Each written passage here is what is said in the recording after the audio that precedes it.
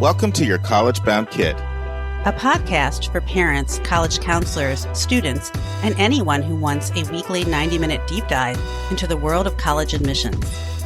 My name is Dave. I'm a parent of a daughter in college, and we live in Chicago, Illinois. My name is Lisa. I'm a clinical psychologist and a college counselor. I am a parent of a boy in elementary school, a girl in middle school, and a girl in college.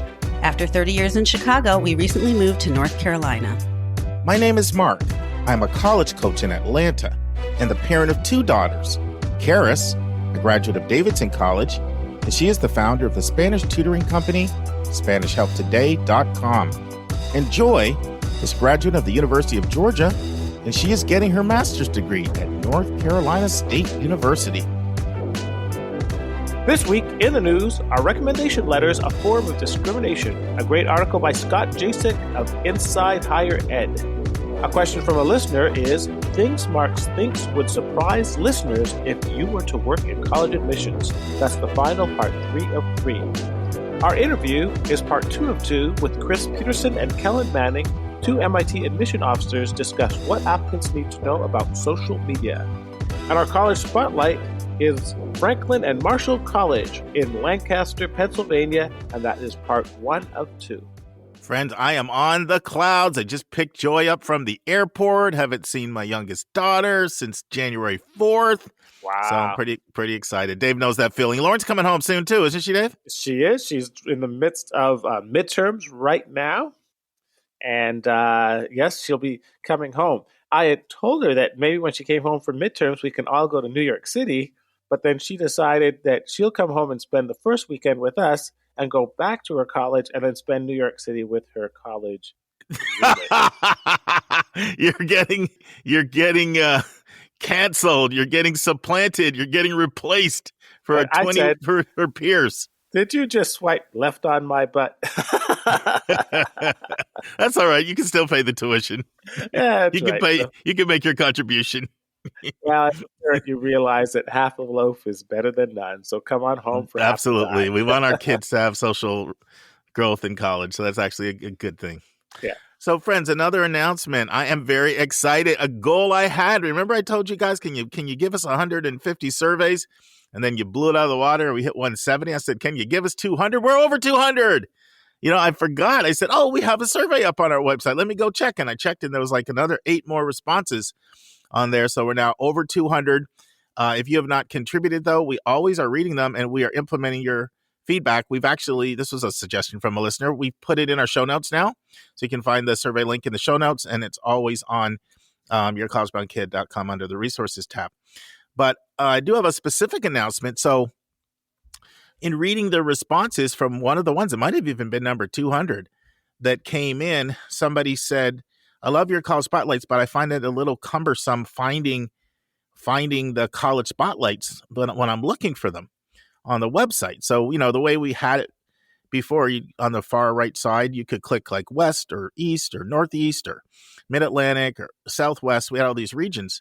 And so we thought, you know what, that's a good idea. So we reached out to Stalianos, our webmaster. And now if you go to college spotlights, well, first you have to go to yourcollegebounkid.com, but then under the college spotlights tab, you'll see all college spotlights. And it has them all broken down for you right there. It's a much easier format to access. And you can click a link and it'll take you right there. So once again, our survey is anonymous, so I don't know who to thank, but presumably you're a podcast listener and you know who you are.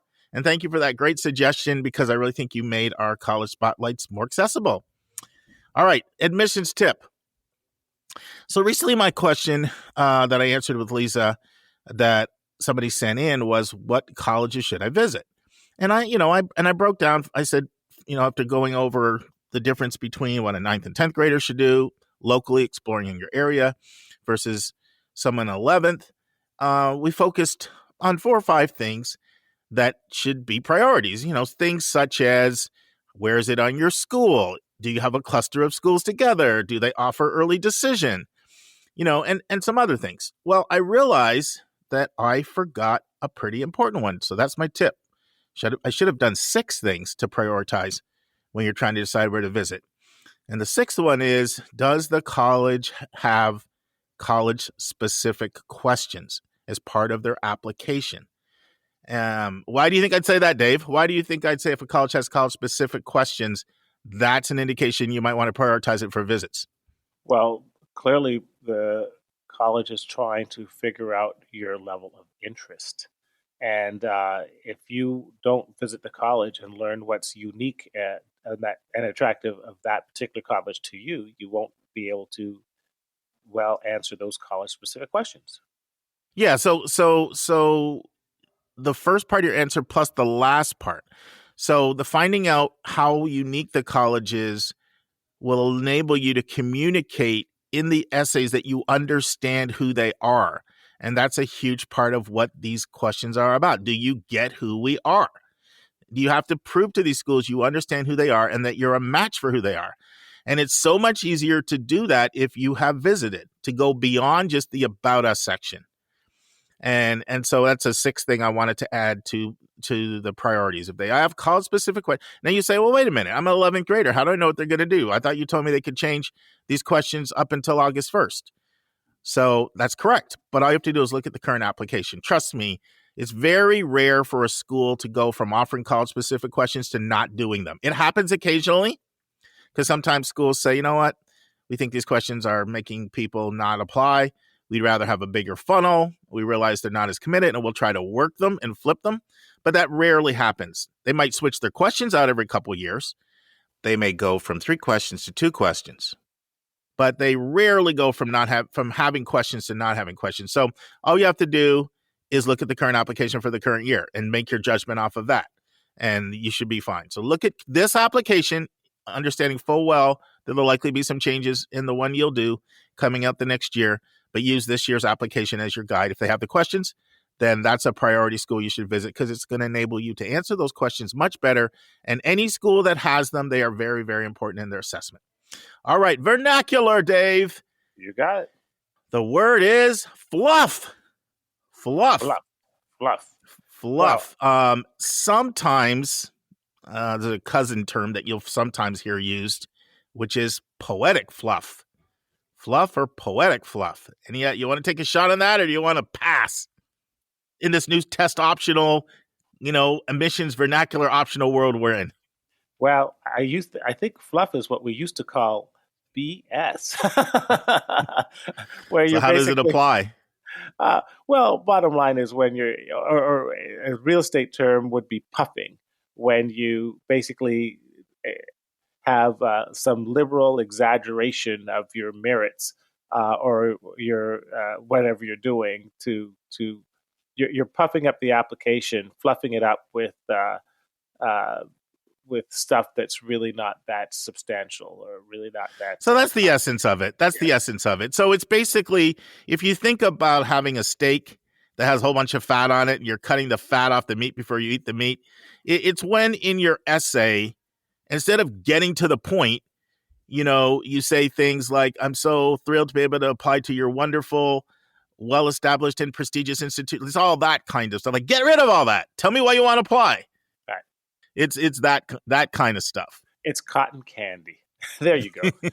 Trim the fat off the meat and just get to the meat. That's right. Get rid of all that stuff. Some of it, and now it's not only, fluff is not only used in the context of you flattering the institution. It could also be you going on and on and on about stuff that's kind of about yourself that's extraneous to your main point. So I don't want you to think it's only, puffery toward the institution. It's just you not being concise with your communication and having extraneous material that is not advancing your argument. Does that make sense? Synonym, verbose. All right, the big number. This is an interesting one. And this was, one thing that I've been doing, Dave, has been very, very helpful. Karis got me hooked on this. And you've been a big guy on this before. I'm flipping over and I'm really into Audible right now, like consuming books through audible.com. I feel like they need to give me some money back. I've been dropping so much change with them. And I've been re-listening to books I've read before, and I'm getting so much more out of them. I don't know if I'm an Audible learner or what it is. But this week I blew through 3 college admissions books I've read before, and I got so much more out of them. One of them was Who Gets In and Why, Jeffrey Selingo's fantastic book, which we've talked about here multiple times. And Selingo has a story in there and it's our big number, which is 57 million. And what is it? Well, Lafayette College confided with Salingo, Matt Hyde, their director of admission, that they would need $57 million in financial aid to meet the full needs of all of the admissible applicants they had. But here's a problem. Their financial aid budget is between 15 and 16 million. So we talk about how money plays a role in who gets in. They are chopping down who they'd like to admit from 57 million down to 15 to 16 million. Now, it's interesting because they're a school to say we meet 100% of need. But the way they do it is by being need aware. So, yeah, they meet the needs for the people whom they admit, but they're cutting off literally $42 million of financial aid. That's a lot of students that are really admissible, but they don't have the funds for them. And they do it. I don't want to get too much into this because it'll be a whole session, but schools do this differently. Lafayette does it kind of the way that, we did it at one institution I worked with.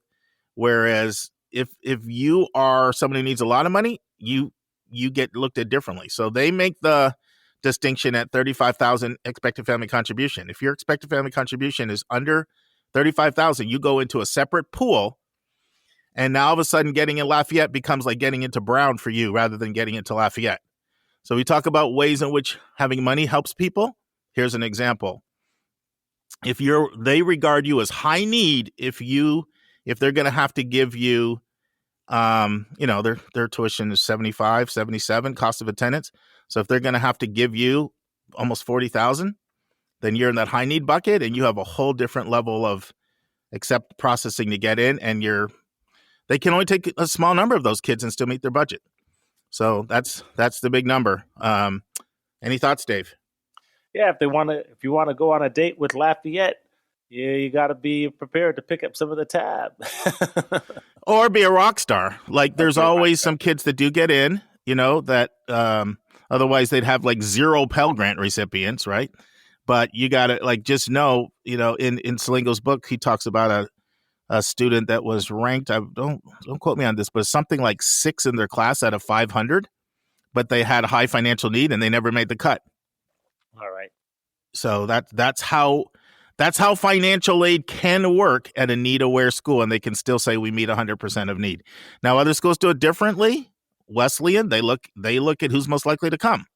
But the way Lafayette looks at it is who is going to be a really big aid award, and therefore, we don't have it in our budget, and we'd love to admit you, but sorry.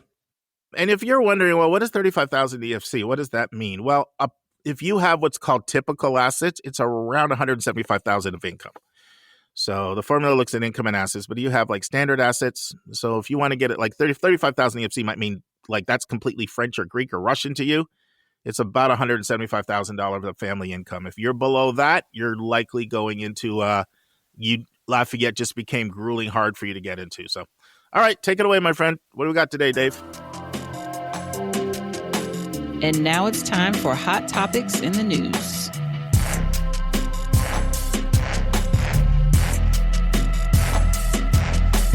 It's our recommendation letter is a form of discrimination by Scott Jaschik, Inside Higher Ed. In this article, he discusses that most four-year colleges require recommendation letters for admission, but some say they favor wealthy white students. So it starts off talking about UCLA, where you can't submit a letter of recommendation. And the reason, according to Yolanda Copeland Morgan, the Vice Provost for Enrollment Management, is equity.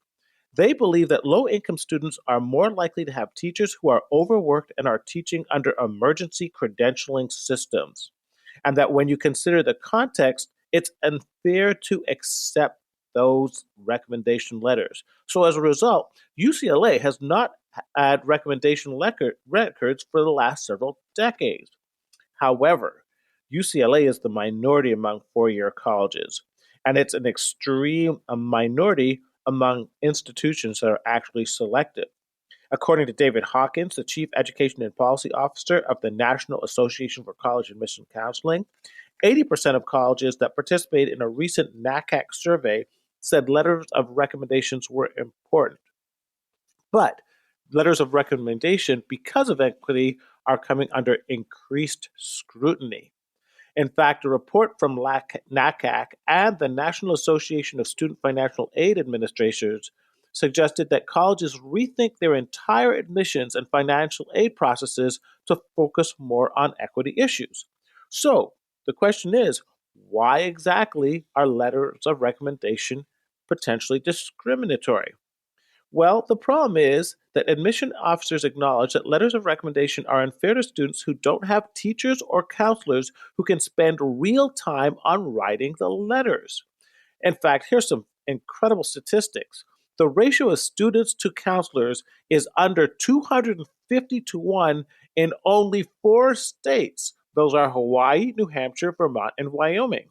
In fact, the ratio of students to counselors is over 500 to 1 in 13 states, including some of the biggest, such as California, Illinois, Michigan, and Minnesota.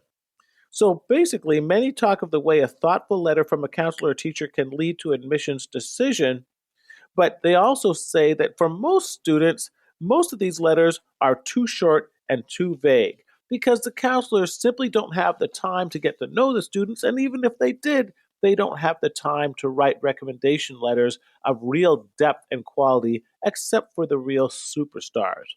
It closes talking with a private college counselor who says that she actually thinks that recommendation letters aren't as important as most people think, but she acknowledges that she has a ratio of only 1 to 50 students, and she can have time to spend time with those students, and she can really write in-depth letters for each and every one of her students that she's assigned to. So, how are some of the ways that we can address this issue? Well, one possibility is the University of Denver that does require recommendations, but it says it tries to do so fairly by making them optional. As Todd Reinhardt, the Vice Chancellor for Enrollment at Denver, said, quote, "Our approach at Denver is that recommendation letters play a small role in our admissions and scholarship decisions, and they are one factor among many that our committee considers." So let me throw this to you. What say you, Mark? I think you get an A++ again on the summary. You nailed that article. Thanks, Dave. Appreciate that. Especially those of you who don't know, first-time listeners, Dave is also an emergency medical doctor, and he's coming off the graveyard shift, and we're recording just in this last 30 minutes before he crashes. Yeah, I had some annoying patients who just wouldn't let me concentrate on my podcast review. Hey, get out of here with your chest pain. I got more important stuff to do. No, don't get it twisted. That pays the bills. That comes first. I get it. So I'm going to start and I want to share something about myself first, and I feel I need to do this in order to make the point I want to make and to put it in context. So anybody who knows me knows I'm very strongly committed to access and equity and inclusion, and trying to fight and be an advocate for the have-nots and try to make the admission process more fair. I work for an access organization, which I've done for 13 years, that's all about providing access to kids for college and knocking down bridges.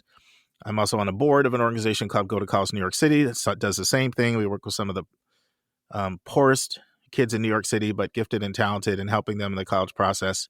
And then in my previous role before I moved to Georgia, I did a number of things, including starting a national college fair for under-resourced students and setting up an endowment fund.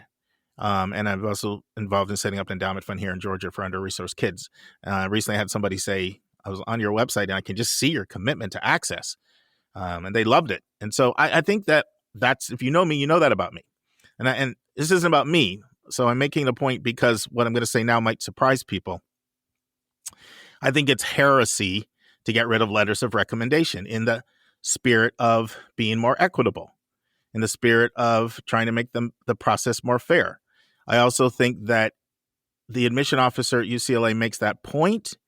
But honestly, Dave, I think a lot of that is spin. Like, they don't have the resources to read letters of recommendation.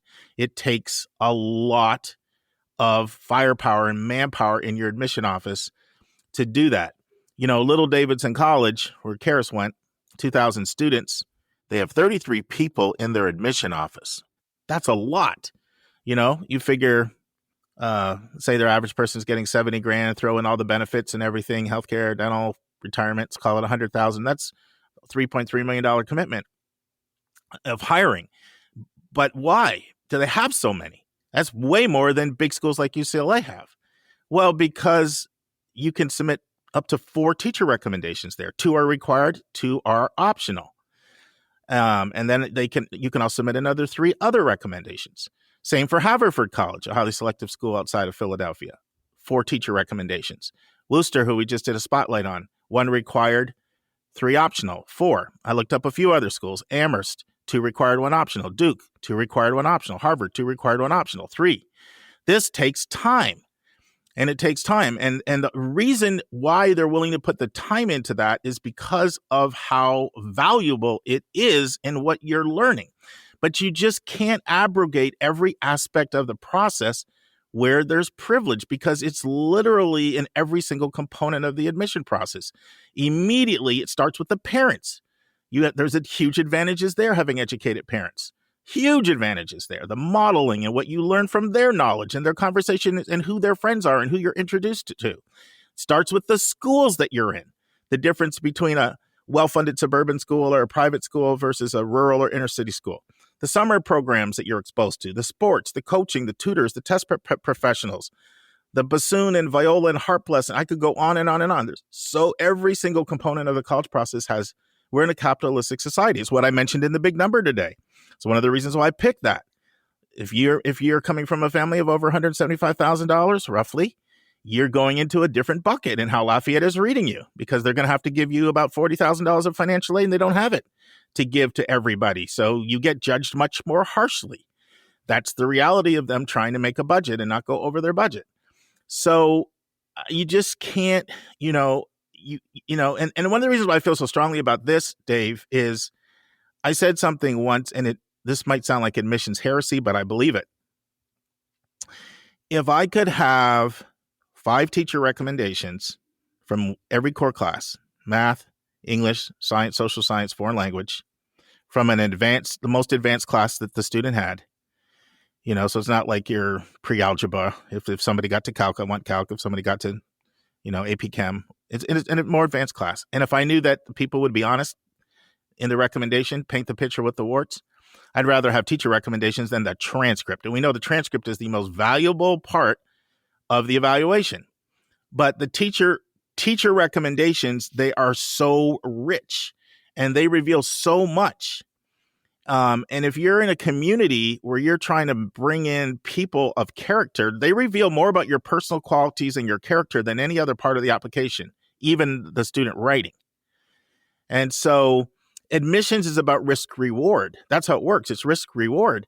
It's about looking at what is the upside of this person and what are the risk factors. Just like if you're hiring somebody, a lot of times you would want a recommendation before you make a major hiring decision to find out, tell me more about this person. I see this resume looks great. The resume is like your application. Following up with the recommendations for a job is like the recommendations, and you learn so much about a person. If you're trying to have a certain kind of a community where people have integrity and they care for one another and they're open-minded and they get along well and they're interested in learning from one another and all the other traits I won't even talk about, like intellectual curiosity, inquisitiveness, love of learning, all these things. So often that's where you get it, is in the recs. And so, I gave that intro about myself just because I don't want people to think I'm insensitive to the access argument, because I do believe that they're prejudicial. I do believe they're unfair. And by the way, I know I'm coming strong with opinions today, Dave, but hey, it is what it is. This private counselor that they quoted, I'm sorry, but this is a bunch of malarkey. So this is what she says. And she said she agreed to be interviewed with exception as long as she wouldn't give her name. So it says, recs don't count for much in admissions, despite what schools and colleges and parents think. That is a bunch of hogwash, malarkey. Balderdash. Yes. Drivel. That's right. Twaddle. Let's keep going. Left. It is all of that. It's all of that. It is, because first of all, these schools would not spend so much time allowing you to submit so many of them if they did not find them to be valuable. I'm speaking from personal experience. I found them to be absolutely invaluable. I found that on the admission side, if I admitted somebody and I was chair of an admissions committee for 5 years. If I admitted somebody, I mean, obviously not me, the whole committee, that teachers love to teach, that was the single best predictor of how somebody would do. If teachers love to teach them, it encompassed academic and character factors. And there was no better predictor I found than how somebody would do than strong recommendations from someone teachers love to teach. Now, this person who says they don't count for much despite what schools, college, and parents think. So listen to what she then goes on and says. And Dave, you quoted it. She says, every letter needs to fit the person and the college it's written for. And I'm able to do that because I only have a caseload of 50. So why would she craft every letter and customize it to each school if it didn't count? So I just think that's just ridiculous. So they count, and they count a lot at selective schools. Now, I do like what Todd Reinhardt said. Dave quoted him, the vice chancellor for enrollment at Denver. I'll read it. He said, the admissions committee understands the differences and inequities presented in various rec letters. And the same nuances exist with other factors, grading, curriculum, rigor, offering school resources, etc. Reinhardt said, our readers evaluate each student within the context of the schools and unique situations. He added that lens is similar to how we review a student who attends a school that doesn't offer a high-level math or limited AP or honors courses. Okay, so here's my thoughts on this. That is the intention and goal of every admission officer, is to try to level the playing field and to try not to punish a school because you're at a big public school and the counselor says, I don't have time to do a letter. And so admission officers do try their best to do that. However, they can't do it perfectly because of what I said. Admissions is about risk and reward. And so when you're reading rec letters that are well crafted and they show they know the person extremely well, your confidence that we can admit this person and they're going to be a good addition to our community, it goes up. So as much as you can try to level the playing field by adjusting and saying, okay, big public school, no time to write a customized letter, let's try not to hold it against the kid. It's almost impossible for it not to influence you, because now you have an unknown over here, where with the well-crafted letter, especially if it's from someone who's proven to you in the past that they'll be truthful with you when they don't have good things to say. That's how you build your credibility as a rec writer, by the way. You don't only always have puffery all the time. You have to also let the schools know if somebody is not impressing you, and that's what builds credibility. So if you're reading rec letters from someone that's built that credibility, or the school has built that level of credibility, it can't help but adversely influence you. But even that it does, I'm still a big supporter of it, because you just can't stamp out every single part of the college process that favors people with resources. So what are your thoughts, Dave? Well, first of all, I agree with everything you said. And there were 4 thoughts that I had specific to this article. The first one was to put it in the context that, 80% of schools, as we've mentioned before, are not competitive in terms of getting in. So they can afford not to have recommendation letters, because essentially if you complete the application, you're going to get in. So we're only talking about a minority, 15 to 20% of the schools. Secondly, Correct. Of those 15 to 20% of the schools, most of them on that list have the resources to put, like Davidson, 32 counselors to really read the recommendation letters and have the ability to evaluate those letters in the context of the schools. So they're not dumb. They know if a school has 50 counselors and a school has 500, and they can gauge the quality of the letters accordingly. And number 3, with the test optional movement, we cannot completely hamstring the colleges. They need to test people on some criteria. So if you're not going to have if you're going to make it test optional, you have to give them the ability to go deeper into the context of the student. And as you said, there's no better way to do that through recommendation letters. It's the most human way to get a one-on-one perspective of the unique qualities of that student.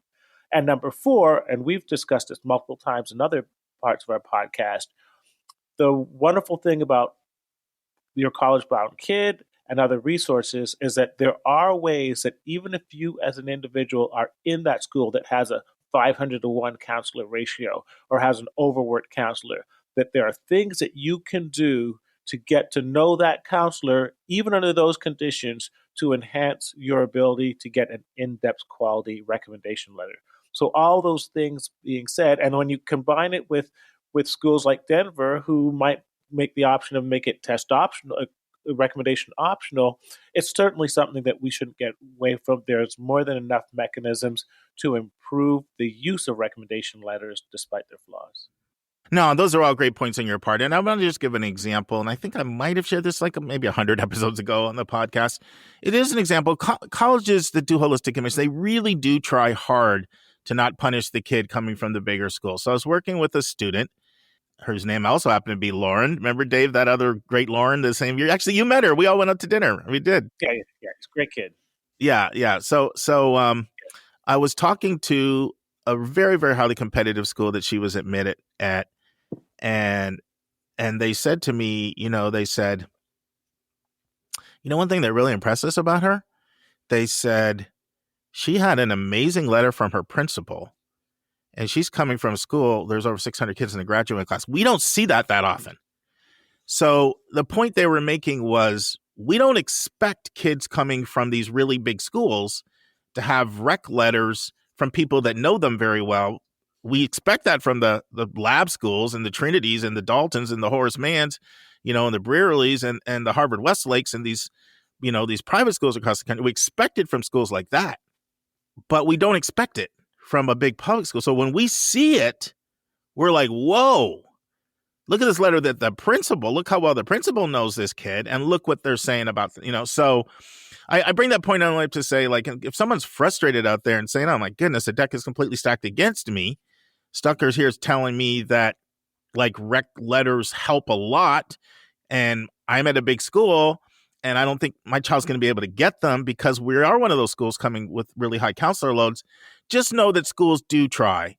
They do really, really try to take that into consideration. I thought just having a tangible example of how, like, here's a specific instance where it actually helped the kid. That, you're coming from this big school, so we don't expect it, and you got it.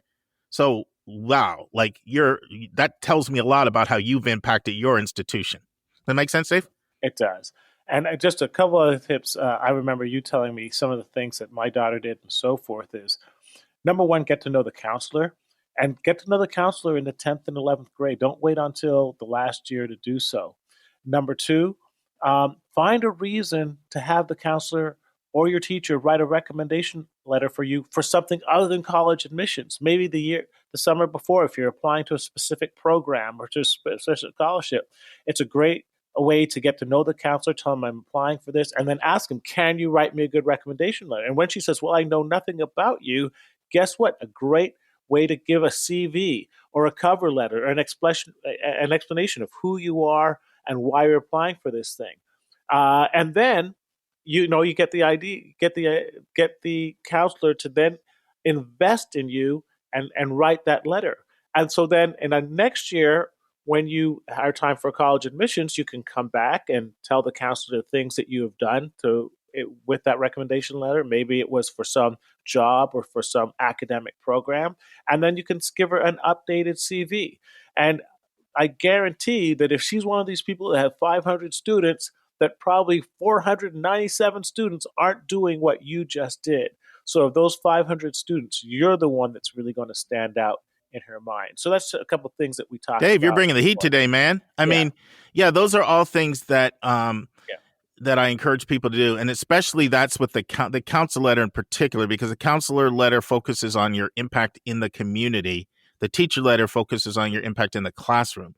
So the CV, resume, that background stuff is particularly good for the counselor letter. Yeah. And I'll tell you, as somebody who has done counselor letters for years, what really impresses me is when a student seeks me out to get to know me, not their parents, but the student, and they show they're invested in their own future and they want to talk about their future. Maybe they're looking for wisdom or guidance or what I should be doing. Could be any of that stuff. And I see that type of ownership about their future. Those are the people that I'm enthusiastic to write about. Because I still do counselor letters in my work as a CBO counselor now to this day. Because schools will accept CBO counselor letters as well. For those who don't know, CBO is a community-based organization. We work with kids in the college process, but they're not all domiciled in the same high school. They could be spread out amongst like schools throughout the whole area. And so so schools accept CBO letters as well. They love them because a lot of times they'll think the CBO counselor might know the kid better than the school counselor. So I'm a letter writer. And what impresses me is when someone does exactly what Dave says. They show me that ownership. They show they care. I just had a student do that at a boarding school in Virginia this week, set up a meeting with me and tell me it was very, very, very impressive. All the information that he conveyed and what he talked about and seeking me my wisdom and my guidance, what I need to do. And I'm like, you know what? I'll run through a wall for this kid. So yeah. And once again, you have a chance to stand out because if you're coming from the big masses where they're not getting that, and then all of a sudden they see, wow, this counselor clearly knows this student and is advocate. One thing I can tell you is it's very, very, very easy when you're in the admission side to tell if a teacher or a counselor is enthusiastic about the student they write about. It's very, very, very easy to discern that versus if it's just going through the motions. Yeah. And the last thing I'd like to say that, my experience is that teachers are longing and thirsting for students who are motivated and want to succeed. That there are so many counselors who want to share in your success because it's a vindication of their own life choices, that what I'm doing makes a difference. It's not going to waste. So, you'll be amazed at how many people are like, oh my goodness, it's been 5 years and I finally found the motivated student. And they will invest in you and put everything in you. And you can often find that they may write 450 letters, but you're the one letter that they're going to spend all their time in and make sure that you succeed. So everything that Mark is saying is absolutely bears fruit. All right, my friend. That's awesome. Let's put a bow on it. Awesome. And now it's time for a question from one of our listeners.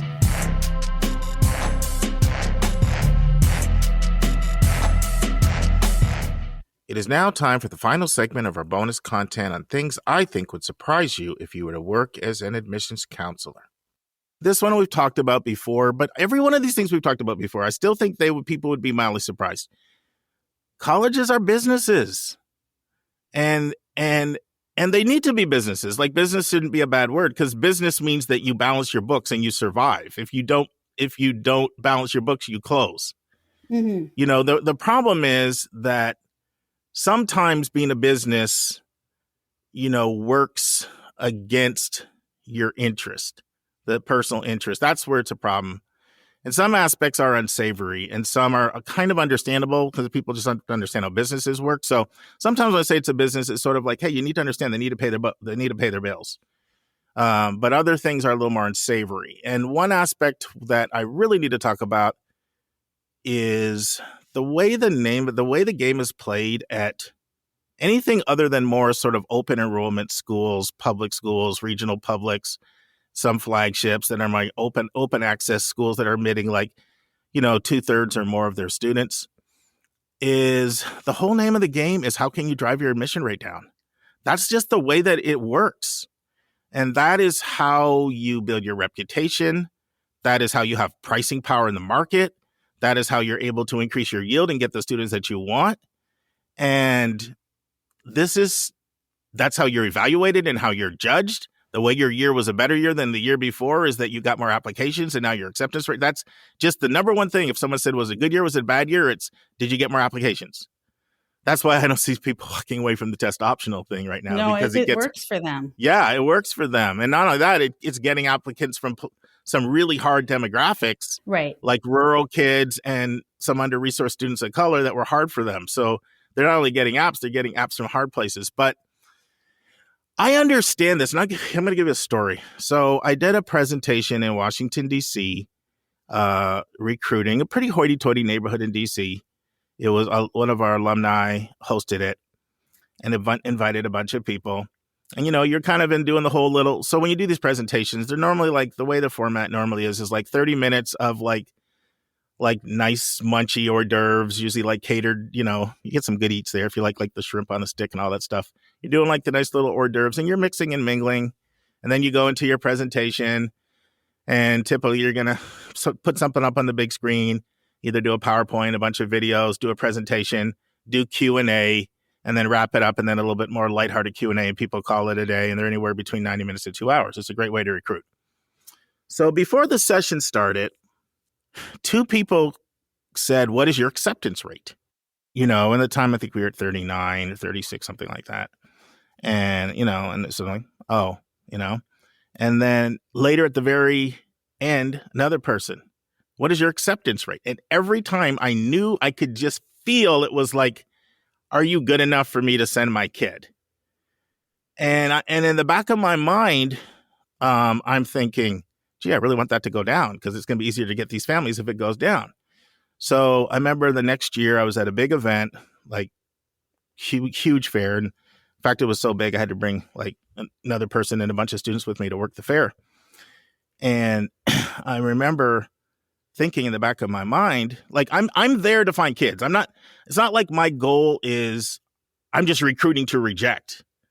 But in the back of my mind, it popped in my head, I'm going to get a lot of applications out of this, and it's going to help my admission. It's going to help our admission rate to go down, and that's going to make it easier for me recruiting. And so, but this is the whole thing. And so obviously this is what leads to a lot of things, right? This is what leads to schools doing those SNAP apps, those VIP apps where you just get a card and say, sign this scholarship, blah, blah, blah, like drives application numbers. This is why some schools waive app fees. This is why some schools extend deadlines. This is one of the reasons I've seen schools at the top of the proverbial pecking order, the prestigometer, send recruitment mail to kids with self-reported GPAs and SAT and ACT scores well below their comfort level, knowing it will make the student feel they are being recruited, knowing it will make the student feel they have a reasonable chance of admission, often only to turn around and deny the student admission. This is why if a school normally takes a 3.8 type kid, is at an info session and someone says, my GPA is 3.0. And I see you normally take 3.8 kids. Should I not even bother to apply? It shouldn't be surprising if you hear, well, we have a range of kids that we admit, because one of your jobs is to get more applications from your territory. This is why a lot of times schools go into heavily recruit in areas where they're already getting lots of applications as opposed to going into other areas where they're not getting a lot of applications. And that's the business side of the school, is because if you're seen as going backward, not only will there be hell to play with the people that you have to answer to, and I'm not just talking about, it could be lots of people, right? I've talked about the multiple stakeholders before, right? Anybody from president to provost to board to alumni to parents to faculty to donors to students to all the guidebooks. But it's going to make it harder for you. Your yield's going to go down. Okay, so it's going to be harder to get kids. You're going to have less pricing power. It's going to be harder for you to raise your price. So the whole way the game is played is you got to drive your rate down to drive scarcity. Then people think you're a better school. Then they're more likely to come. They're more likely to pay more. And that's kind of how you make your school better, because if you can get more kids that you want, so it kind of works, but it's got an unsavory component to it. It really does. And that's just one aspect of how schools function as a business, but it's one that I really want to make sure people understand. And that's, I know Lisa just hating this. But well, my feelings on, I don't know. I'm glad that people are becoming more aware of it.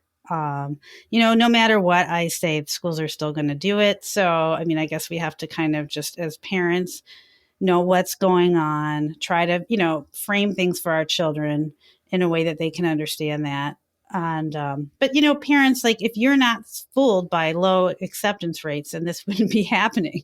If you would apply, quality kids would apply to schools with high acceptance rates and go there, but people won't do that, I think, at this point. I think they're being sucked in by marketing. Well, here's one encouraging thing about this. There are some schools that I look at their acceptance rate, and I know you are not as selective as that. Mm-hmm. And so sometimes people can actually get psyched out by low acceptance rates because they can be like, oh, look at that acceptance rate. And I know they're doing all these games, and I see who they admit. And so the one thing that is kind of encouraging is there's some schools that on paper, they actually look like they're more selective than they actually are. Right. So that's something that can be a positive. Trying to find that little needle in the haystack there. I just wish that schools would try to just improve the quality of their product and explain what makes them unique and not worry so much about these statistics, which, you can control to some extent, but not others, and vary from year to year, which is completely normal, and just focus on trying to make themselves the best they can be with quality and pointing out what's unique. But I'm sure. And I mean, all that is extremely important, and every school should be doing that. The overwhelming number of schools really are doing their best to show how they are different. But there are thousands of schools, and it isn't that easy to present a compelling message that is different to make students want to come to your school. But, one thing that I will say is, as an admission officer, is another point, you really do get in tune with what the market wants. Like, you just do. Like, part of it is all the surveys that you have and all the data you have from your surveys. But part of it is you're constantly talking to people all the time. They're telling you what they want. They're telling you why they may go to another school. And you become very aware what it is. Maybe it's your bad location. Maybe it's the fact that your sports teams aren't doing really well. Maybe it's the fact that, there's just so many different things. Maybe it's the fact that they don't like your dorms.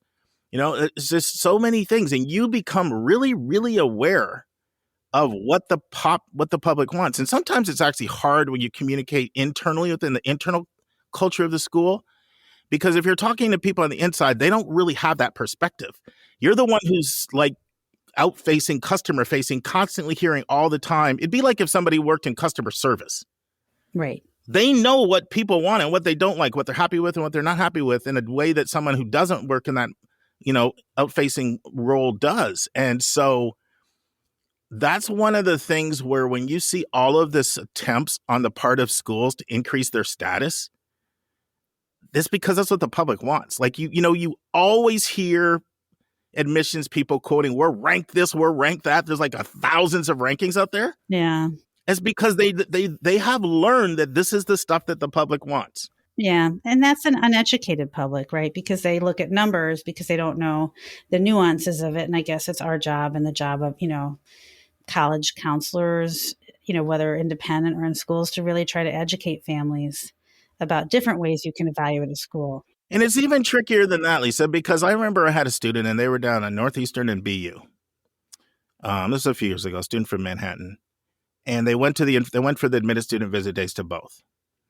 And then I was doing a debrief and a follow-up, and they said one school didn't tell me anything they were really good at. And the other school said, we're ranked this and this, we're ranked this and that, we're ranked that and that. And the person is like, they had confidence in who they were. And they had some, like, it's interesting how the public can interpret that as your confidence. And I bet I know how those schools fell out in that too. Having been to information sessions for both of them. So Yeah. So that stuff, I just laugh at it. I'm like, okay, now I need to keep track of how many different rankings are out here. Like, Joe's Lawn and Gardens. Lawn and Gardens says we have the third best landscaping in the country. Mm-hmm. Bob's Pizza Shack says our food is number one. Like, number two, because Bob's Pizza Shack is number exactly. one. Duh, So I just like kind of snicker at it, but people are like nodding like, oh, this is really good. Anyway, let me keep it moving. So I've commented on this before, but I still think this would surprise people how fast you have to read through a file.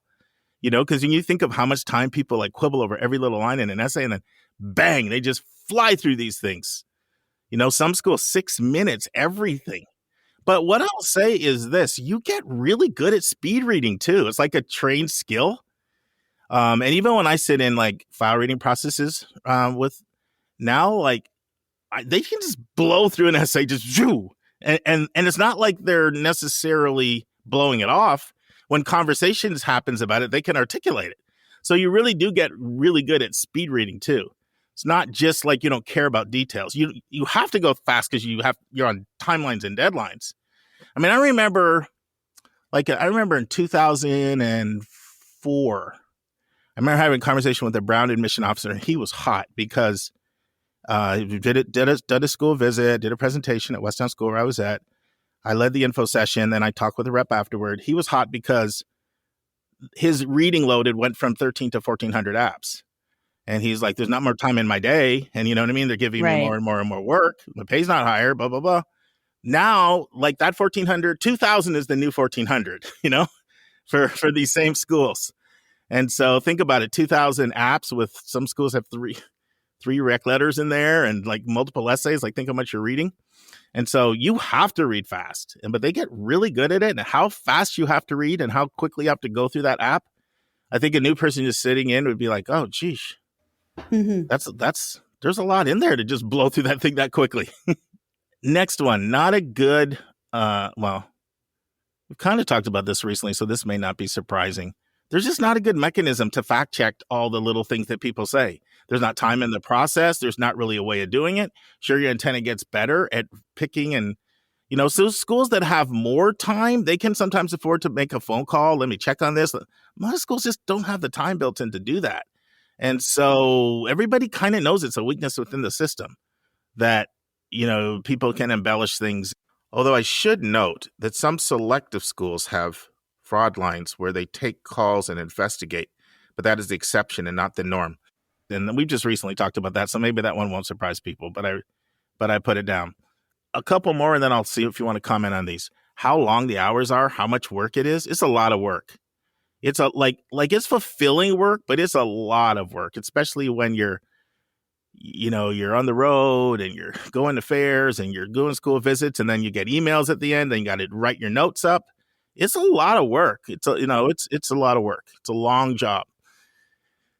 The next one, and then I'll see if you have any comments. How easy it is to over-enroll. It is really hard. People might think it's easy to get the number right. It's really, really hard, no matter what your metric. I interviewed Gregory Roberts from UVA, and he had, 20 years experience at this time. He'd been at Emory, he'd been at Georgetown. He's been the VP of Enrollment or Dean of Admissions at UVA. And he's like, I'm bringing some data science people onto my team because, they over-enrolled. Virginia Tech over-enrolled. So many people over-enrolled. It's like getting it exactly right. It's extremely hard. And I think people might be surprised how hard it is you can't under-enroll, then you don't have the budget. You over-enroll. It's just not an easy thing getting that thing exactly right. Any comments on anything so far, Lisa? Well, yeah, I think that I had read that, like the pandemic too, and the test optional movement, like all the traditional ways they thought they could predict yield have kind of been off. And so I know, like, for instance, in the Midwest, a lot of schools over-enrolled last year, and now they're having to enroll fewer people this year, which is harder for those very qualified freshman candidates who are now competing for fewer spots. So yeah, I think it'll probably take them a while to figure out how to predict in this changed environment. Yeah, because what happens is you have all of your metrics. So like stuff like if people visit, what the yield may be for that. You may know your yield for like really high flyers versus kids that maybe squeak in, people that come a long distance away versus shorter distance. Like you have these categories, and then who's been really engaged versus, stealth apps. You have all of these things. And then the pandemic threw all that off because they didn't have school visits to rely on. They didn't have people visiting them to rely on. And so people were just absolutely freaking out. How in the world are they going to do it? And then the interesting thing is, and I had many conversations with admission officers about this, almost everybody got it wrong. When it comes to the highly selectives and the flagships, we all know they went up, and the regional publics and the community colleges went down. And the less selective private colleges, everybody thought that apps would be down, like if the most highly selective. Everybody did. And I've had several conversations, like a good number of conversations where like, how could we all have been so wrong? Like we've been doing, like you're talking about people that have been doing this decade though. Come on, though. But everything that has happened since 2020 started. Sure. So that's interesting. All right, here's another one. Recommendations, they really, really count a lot, and they can go really far. And especially when schools require a lot or allow a lot. I mean, I was just looking this up before today. Do you know you can submit 7 recs to Davidson and Worcester? You can do four teacher and 3 other. Haverford, you can do 6. So like there's so much texture and so much depth and so much substance in that. When you're talking about schools, now, no, I kind of gave you some extremes, right? Like most schools don't allow that many. But the recommendations they play a substantial role in who gets in and who doesn't. In fact, I'm increasingly doing more and more and more. I just did a session before we got in here today, Lisa, on more rec training with people, like how to ask for a rec, how to talk to people about what they should include in the rec. Because this is another one of the things that with losing test scores is just getting more and more and more weight put on it. Right. And so, yeah, I think people may be surprised about that. And I'm going to come back to say something about not exactly the same point, but it's something like a cousin of that point a little bit later. Another is how there's 4 unique, distinct seasons in admissions. It's like completely 4 different seasons, totally. And you may remember when I interviewed my former student, Tara Kalinison, on this, but there's travel season, totally in the fall. Then you go into reading season, then you go into yield season, and then that's like the spring, and then the summer is more like special projects. Somebody might be assigned, like, study all our competitors' websites, and let's look at, hey, we're going to change out our college-specific questions. Let's research and do a bunch of them and come back with ideas. So you kind of do special projects. There's a lot more vacation time there. It's a little more chill. But it's like just like fall, winter, spring, summer. It's 4 completely distinct seasons. That's part of what made the job so much fun. You're always getting change all the time like that. But that might surprise people if they're to be an admission officer. Another thing is the power of the regional admission officer in decision making. That person has a lot of influence. The person that's assigned to your school, that usually visits your school, that reads your file, usually they play the biggest role in who gets in. Sometimes if it's a newer person, maybe there's a senior level person that has more weight than them. And a lot of times the buck stops with the dean. It just depends on the structure of the office. But that individual regional admission officer that reads your file, that visits your school, they have lots of power, way more, I think, than people think. Anyway, anything you want to comment on of any of these things I've said recently? I think that I think being an admissions officer is really, really hard. And that's what I've taken from this segment. There are so many different ways that it's hard, and you have to play so many roles. It's an incredibly complicated job. I am sure they're not getting paid enough, and they have to make some really difficult decisions. I think that, admissions officers deserve they deserve more credit than they probably get. I mean, it's an incredibly fulfilling job. You know how I feel about it. It's like one of these things that did not feel like work at all. It was like mostly pure joy. And a lot of people feel that way. You'll notice a lot of people I interview have a tremendous passion for the work. We don't understand why other people don't get it. But it is like your pay. It's not a good paying job, overall. No, it's a passion job. Yes. Yeah, it's a passion job. It's a lot like certain things like teaching and like elementary or even younger kids or social work. Like, there's one of those jobs that doesn't pay well, but you get your rewards from that. Now, the other point is the differences between admissions positions. So there's a whole string of positions, right? Like, you start out as an admission officer, maybe you go to an assistant, then you go to an associate, then a director, then senior director, then VP of Enrollment. Like, those are like night and day different jobs too. Like, there's a whole go up the chain thing. A big difference, like, I think the public just thinks, well, there's admission officers. No, there's a big difference between a VP of Enrollment and an admission officer in terms of pay and in terms of like job description too. Absolutely. Yeah, normally when you first come in, you get the territories people don't want to go to. The coldest ones. The ones like people that have been in the office like longer, they're the ones that are getting Hawaii, Right, of course. There's a whole thing there. So this is an interesting one. All the ways in which students and parents try to flatter you, especially if they're waitlisted and especially at selective schools. Like, how many times parents just can't help themselves, but they feel the need to kind of like step in and advocate for their kid. Like, my child, this and this stuff, if anything, it boomerangs back in your face and does not help. But that happens a lot where, parents call on the phone to pretend they're using a kid's voice. Like, some of the stuff I'm talking about, it happens more on the higher end, more on the more selective schools. But stuff that parents in particular do, particularly if somebody's waitlisted, all the ways in which they try to get their kid off to, that my kid, da-da-da-da-da. And you'd probably be surprised as well how many times you're asked, what do I need to do to get off the wait list for schools that waitlist a lot? Mm-hmm. So anyway, it's well-intentioned parents. Most of the time they mean well, but they cross boundaries a lot. Yeah. And it does not help their kid.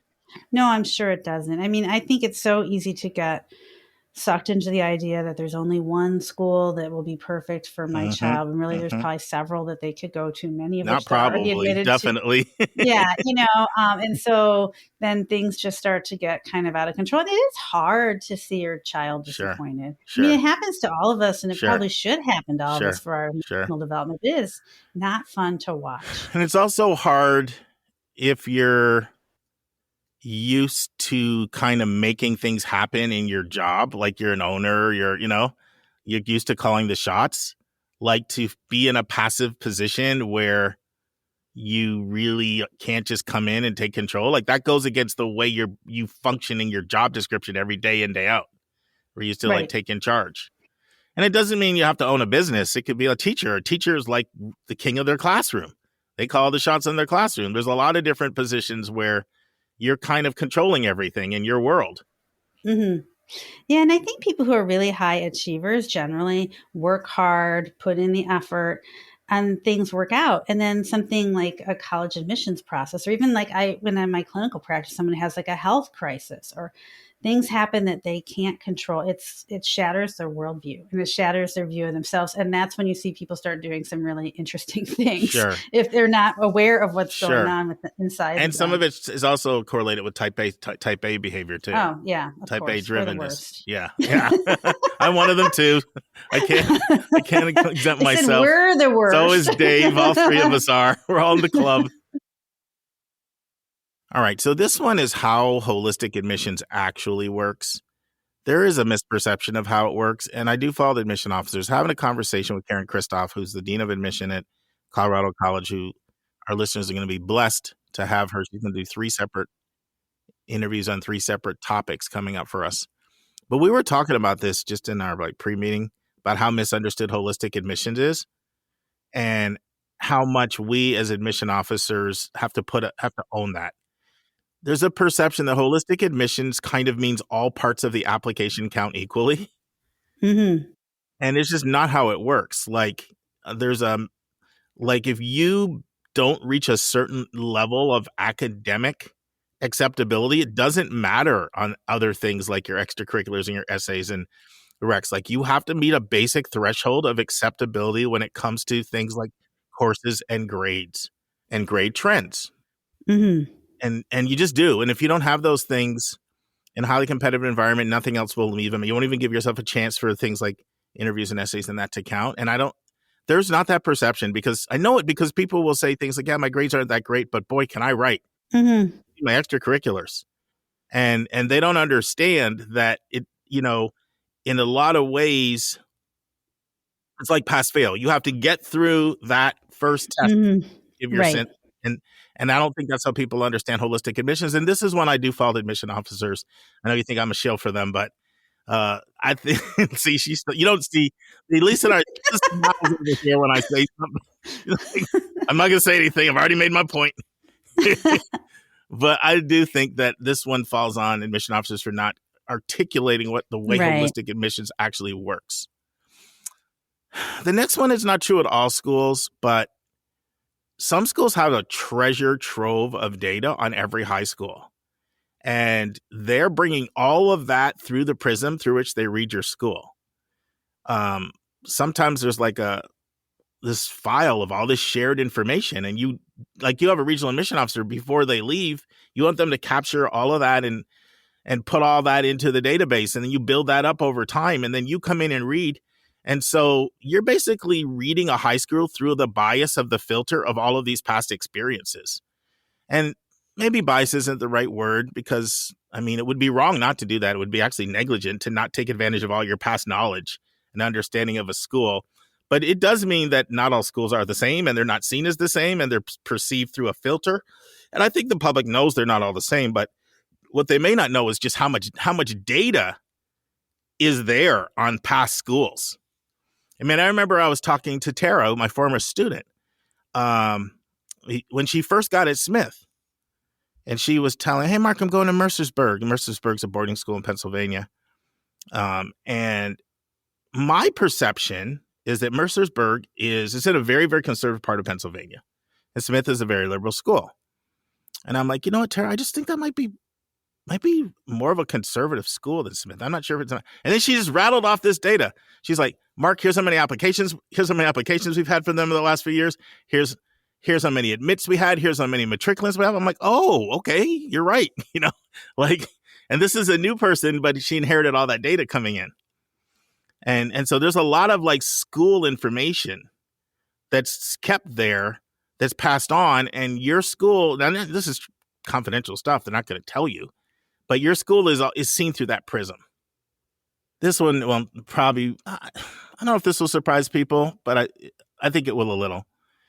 There are so many advantages in some ways that extremely well-resourced, highly selective private schools have over public schools, just because you may be starting with a class of 40. There's all this coaching on early decision, how to play the early decision game, ED1, ED2. You're getting visits from schools. There's relationships that counselors have. Counselors hire past people, oftentimes from those offices or from mission offices, college admission offices, or they know those worlds. They come with a Rolodex of context. This is the time I said I'd come back to recommendations. Oh, my goodness. The difference between how recommendations are done at a private school where the admissions people come from college admissions and they know that world. They know how to write recs in a way that resonates what schools are looking for. The essay guidance, the counselor calls, even that they're starting to move away. Strategy on rankings, getting rid of rating boxes, teaching on teacher recs. I mean, all of that stuff it all culminates to really give a pretty big advantage at a lot of places. Coaching on hooks, how to utilize your hooks, opportunities, because there's smaller environments to cultivate and develop it. I feel it's less of a factor at like the 1 and 2 percenters, but at everywhere else, it's a really big advantage because they also want those families because they can pay and they're going to get a lot of applications, so they get more visits. But if you see the disparity between that and you go to some big public school with the caseload of 800, the person doesn't really know anything about college admissions, you're like, wow. It's like that same almost like Elon Musk, Jeff Bezos to the homeless kind of analogy. Mm-hmm. Mm-hmm. Thoughts, Lisa? I only have a few left and I'm done. Well, that seems kind of unfair. I know. But it's not fair, but you know what? We live in a capitalistic society, which isn't fair, right? So people that have resources. Don't even get me started on that one today. But, I guess the thing is if parents can educate themselves and listen to podcasts like this and, read books, you can make up a lot of that. Huge amount you can make up. And recoup some of the advantages. Now, you can't have a small class size. Your recs might not be as good. But I'm hoping that colleges would be like, oh, well, this person goes to, like the Sunshine State High School that has 4,000 students. And they don't expect the same level of recommendation they would do. From somebody who goes to, they do. That's the advantage that you have, is that you can stand out more because you can be so far ahead of your peers who aren't doing these things. Right. And more than ever, there's a consciousness of this. That's why you see schools like crazy dropping counselor calls. Mm-hmm. Because it's seen as counselor calls are something you had certain priority schools and they got a call and you could talk to them. And sometimes you could influence the decision a little bit if somebody was on the fence. That never happened at certain places. And that's just an example. So the ground is absolutely moving towards shifting in the direction of being more level. There's a big shift, but it's still got a long ways to go. Because, the other side of that, too, is that it's not always easy to stand out in those applicant pools either. Right. Right. So if you're like a big fish in a even bigger pond. Yes, kind of thing. Exactly. That can work against you. So it's complicated. Next one. Scores seldom determine who gets in at the most competitive schools. They just don't. I think the public probably thinks test scores are probably a big sorting factor. And they're a sorting factor on the low end because scores knock you out, they don't get you in. But they're not a sorting factor for most applicants. Mm-hmm. You sit in Georgia Tech's process, scores hardly ever come up in the conversation. They do. They don't just come up. And so I think people would be surprised at how infrequently test scores are discussed in committee and how often schools take the kid with the lower score over the higher score. Like it's because, it's just done all the time. Now, what's not done is taking a score that's way out of range. Everybody's got a number that makes them nervous. Mm-hmm. And everybody's got a number that's almost a basic cutoff. Even when schools say, well, we don't have low cutoffs on test scores, they kind of do. They kind of have research that shows if your testing is under this, we don't have confidence you can be successful. But how do scores come up a lot in the highly selective applicant pool and the committee discussion? No. Are they a big sorting factor? No. It's just really not. And I think that would surprise people. In editing this episode, I feel like I didn't quite capture the nuance I was trying to capture. And I made an overstatement when I said scores don't come up that often in highly selective admission pools. There is another side that I'll have to come back to with Lisa and explore a little more. It is easy in admissions to see applicants through the prism of their numbers. Numbers have a powerful effect on the brain. So for now, let me close with an axiom that I didn't create, but it does reflect my experience, and I feel it's more balanced. Test scores count less than you think, but more than we say. And the you is the public at large, and the we are admission officers. Here's another one. Not all APs are equal. I think people, I actually want to interview somebody on this topic. I want to interview a seasoned college admissions person and see if they'll go through APs and not really rank them, but sort them. It's going to be a hard thing to get somebody on their record to do, but I think I can get someone who will be honest like that. I think I have somebody in mind who could be good for that. But I'll just throw a few out there. And by saying this, it doesn't mean these are bad APs and don't take them. But just think if you have like human geography, HUG, psych, government, environmental science, those are not seen as the same way like physics C, BC Calc, chemistry, world history. They're just not seen the same. And I think people might surprise people how there's some APs that are seen as like just more rigorous and more predictive of your ability to handle advanced work. Here's one that might surprise people. It's not always best to take an AP over not an AP.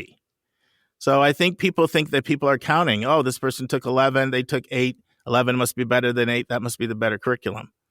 Sometimes if you don't take an AP because there's something, let's say a school offered a course, like a really unique history course in like history of like injustice toward immigrants. And you were like, oh, I'm super interested in that. And I chose not to take an AP because this is an area of passion. And you wrote and explained that. And most admission officers love that. They love you to show some creativity and not just have a rote AP mind. AP is better than non-AP. I need to always take AP. The key is that your curriculum has to be robust enough so that they're confident of the rigor. It's kind of like test scores. It's pass fail. You have to reach a certain threshold where like that's a rigorous curriculum. And once you reach that threshold, you can do some creative things by not just rotely doing the AP thing and taking something in your area of interest, and you'll actually impress them with your intellectual. That's a great way to show your intellectual curiosity and your creativity. I think am I at the end, Lisa? I'm trying to see. Because I snuck a couple more, and Lisa was like, we took a break. Lisa was like, how many do you have? Because I thought you were doing 40, and this feels like more than 40. And I was like, I didn't want to tell you. You give me 6 weeks and I'm dangerous. I keep thinking of more. Yeah. So that let's wrap it up. Wrap it up with that. And I don't know if you have any comments about the last ones or anything else, but well, yeah. I mean, again, it's hard because the average person doesn't know the difference between, the APs and when it's good to take like the honors course, let's say, because it's a more interesting curriculum and when it's not. So, again, this is where I think education is key.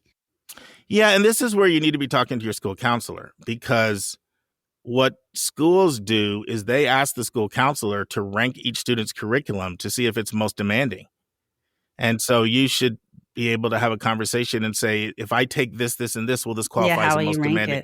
I mean, that's assuming that you can handle the most demanding curriculum. Like, that's the worst thing for some people to do, right? Like, most demanding is not best if it's going to destroy your mental health or you're not going to get good grades and you're not going to have work-life balance.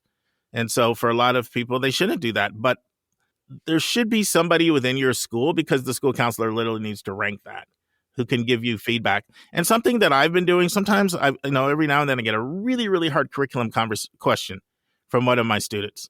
And I've done it twice already this year where I've said, you know what, I want you to email the schools on your list. And I want you to tell them, I'm really interested in taking this course, but should I take this one over here where you perceive my curriculum as being more rigorous? I had somebody do that recently with Cornell. I had somebody else do this recently with Tufts. That's the kind of question admission officers like to get. They don't always want to get the same old basic, tried, true, and stale questions you get all the time, but you could just Google it and get a quick answer. That's why most people see themselves as counselors, and they want to counsel. And that's the kind of counseling that they actually like to do, is help you, and so that's a great question for an admission officer. But anyway, hopefully people found this to be helpful. Our regular listeners have probably heard me say every single one of these things, but it's just my perception based on the people I talk to and the counseling that these are still things that maybe even need more emphasis. So this is an attempt to just give them a little bit more emphasis. To be forewarned is to be forearmed. And hopefully you guys enjoyed this. That's all I got, Lisa. You better hold yourself to that. Well, here's the thing. When I first said a 2-parter, you're like, it'll be a 3-parter. I know it. And I was so humbled when I had to look at it and say, Lisa's right. She knows me better than I know myself. Told me it would be a 3-parter. Sheesh. Yeah, it's like there's just no. And now this week's interview with a special guest.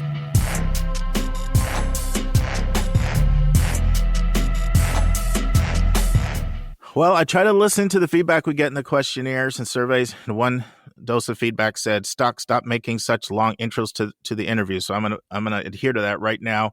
Hopefully you enjoyed part 1 with Chris Peterson and Kellen Manning from MIT, talking about social media. And it's time for part 2. Listen and enjoy. I'm aware of Quora, but I hear, of all the 3 you mentioned, the one I hear students bring up the most for me is Reddit. And I wanted to know your thoughts on Reddit, because it seems fairly controversial within the admissions space.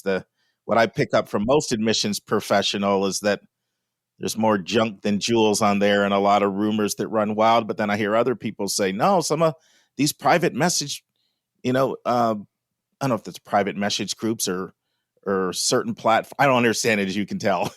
I've heard there's value there in some of the private groups. And so I'd love to get your take on it. Is it something that you recommend students utilize as a tool to learn about the school, or do you think it should be avoided, or is it something in between? So I think it's very similar to College Confidential in the social role that it plays in the basic dynamics, right? The only difference is that College Confidential right now is mostly parents by volume, and Reddit is more students. I would say that I've spent a lot of time in some of the communities like r/applying to college. And I would say that generally, there are some people who are trying to do good work in there and some teams that are trying to spread good information. But it is dominated by people who are obsessed with the most prestigious institutions and who have a lot of wrongful ideas about how the whole thing works. Right. That sounds like College Confidential.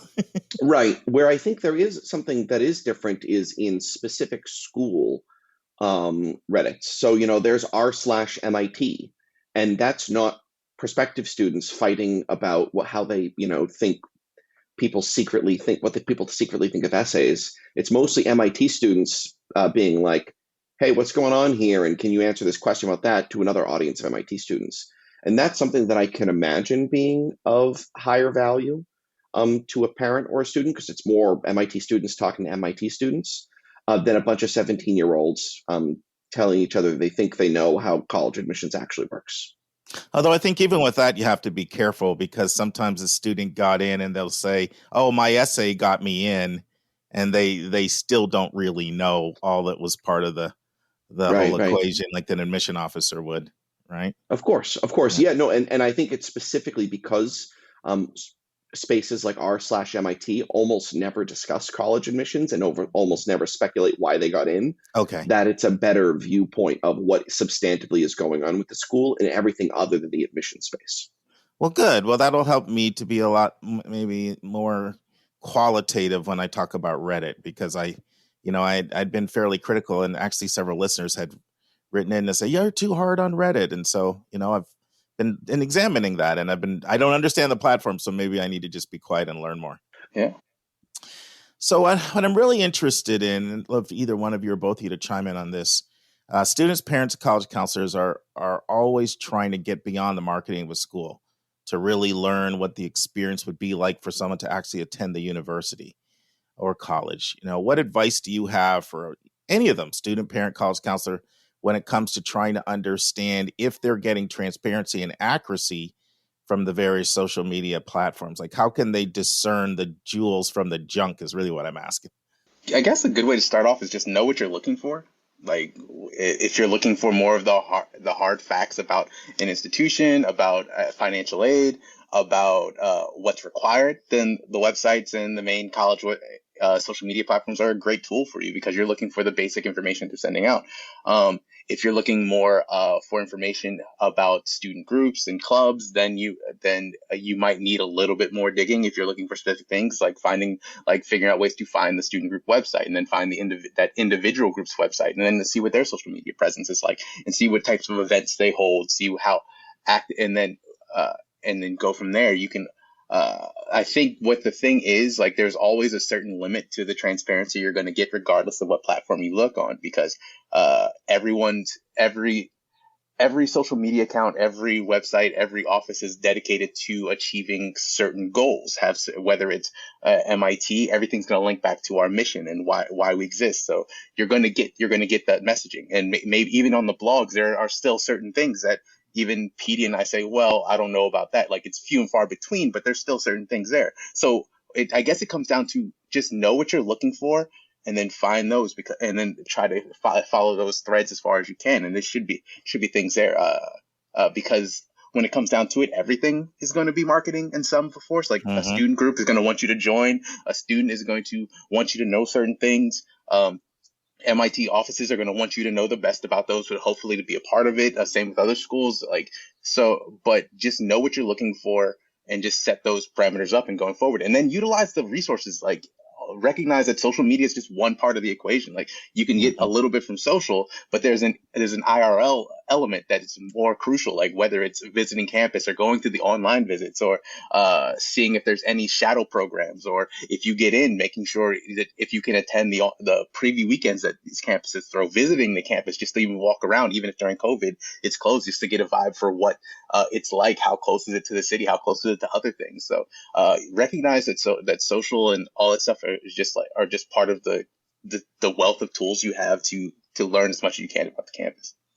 Let's talk about students' own social media for a sec. This is a hot topic. I'm sure aware of students getting suspended because they put certain things up on their own social media. What's your advice to students about their own social media accounts?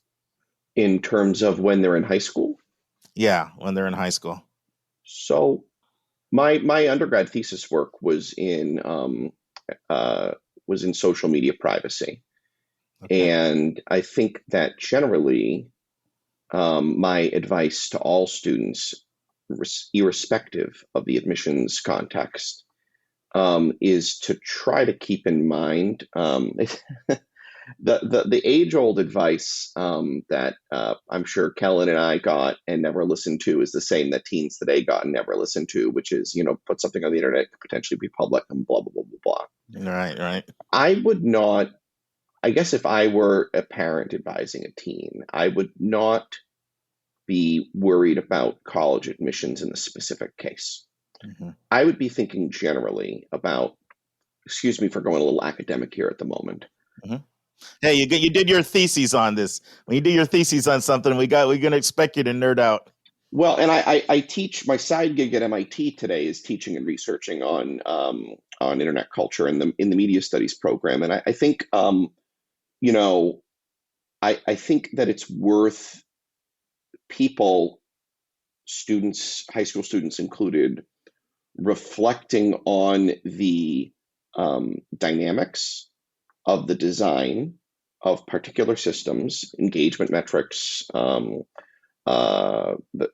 kinds of conflicts that systems are engineered to create, to allow, to afford, and whether and under what circumstances and on what terms you want to participate in those kinds of conversations, and with what connection to your quote unquote real life, let's call it name on your driver's license identity.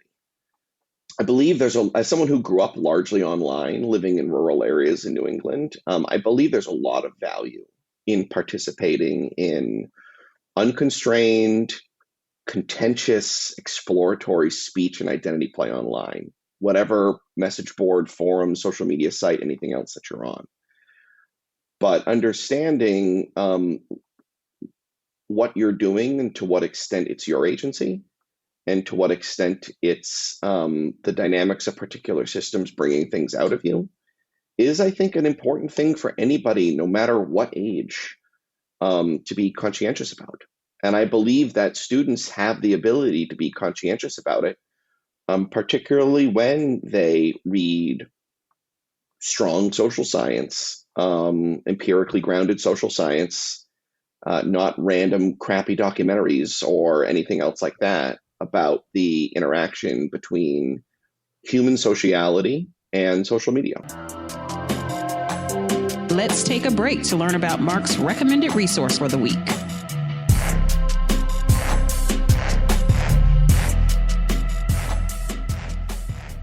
Friends, the recommended resource for episode 217 is the Twitter feed of Jon Boeckenstedt.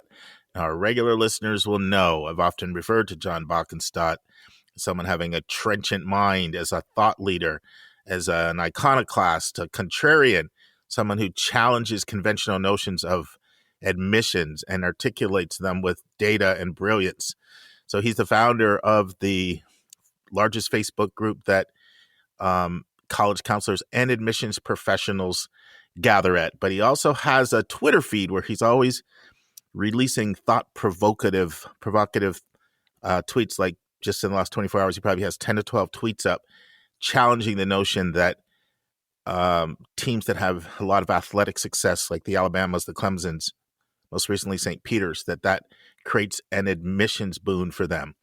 And the nice thing is you can interact with these thought leaders on Twitter. Like I pushed back and presented data to him how Alabama has gone from 18,000 students to 38,000 students over a 20-year period. And how does that factor in?